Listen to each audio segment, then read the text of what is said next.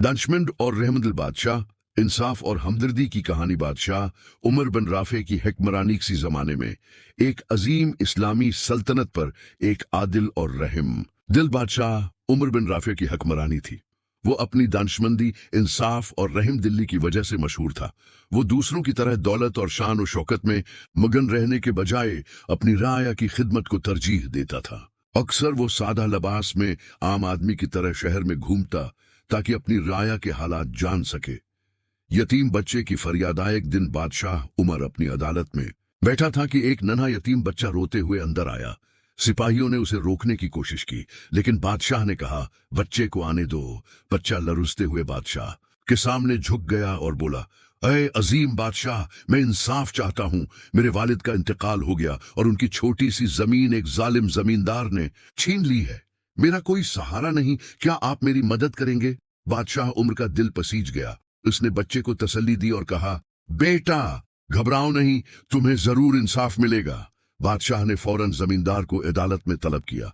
इंसाफ की आजमाइश। जमींदार पूरी शान और शौकत के साथ अदालत मैं हाजिर हुआ, ये सोचते हुए कि उसकी दौलत और असर व रसूख उसे बचा लेगा। बादशाह उमर ने सख्त लहजे में पूछा, क्या तुमने उस यतीम की जमीन छीनी? जमींदार मुस्कुराया और बोला, बादशाह, ये बच्चे गलत कह रहा है, ये जमीन मेरी है। यतीम बच्चे ने अपने वालिद का पुराना दस्तावेज निकाला जिस पर जमीन का हक लिखा था।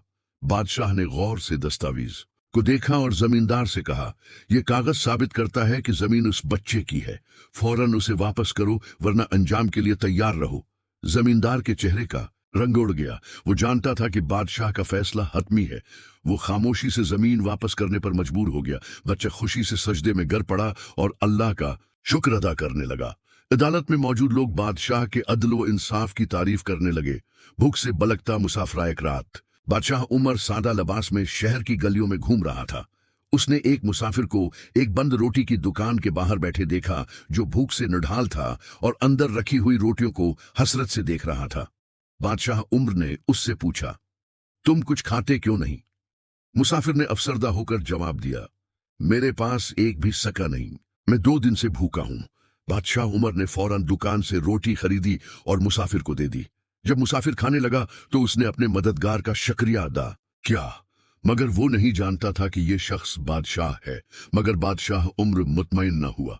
उसने सोचा, अगर मेरी सल्तनत में कोई भूखा सोता है तो ये मेरी नाकामी है। अगले दिन बादशाह ने हुक्म दिया कि मुसाफिरों और गरीबों के लिए एक पनाहगाह कायम की जाए जहां कोई भूखा न रहे। एक सच्चे हुक्मरान का फर्दज। उसके वजीर ने पूछा, बादशाह सलामत, आप आम लोगों के लिए इतना क्यों सोचते हैं? तो बादशाह उमर ने मुस्कुराकर जवाब दिया, असल बादशाह वो नहीं जो तख्त पर बैठे, बल्कि वो है जो अपनी राया का दुख दर्द समझे और उनके लिए इंसाफ करे। और यूं बादशाह उमर को इसकी दौलत या शान व शौकत की वजह से नहीं, बल्कि इसके इंसाफ और रहम दिली की वजह से याद रखा गया। कहानी से हासिल होने वाले इसबाक, एक सच्चा हुक्मरान वही है जो अपनी राया की खिदमत करे। इंसाफ हमेशा सच्चाई के साथ होना चाहिए, न कि दौलत के जोर पर। जरूरतमंदों की मदद करना हर साहब इख्तियार का फर्ज है। असल अजमत दौलत में नहीं, बल्कि रहम दिली और इंसाफ में है।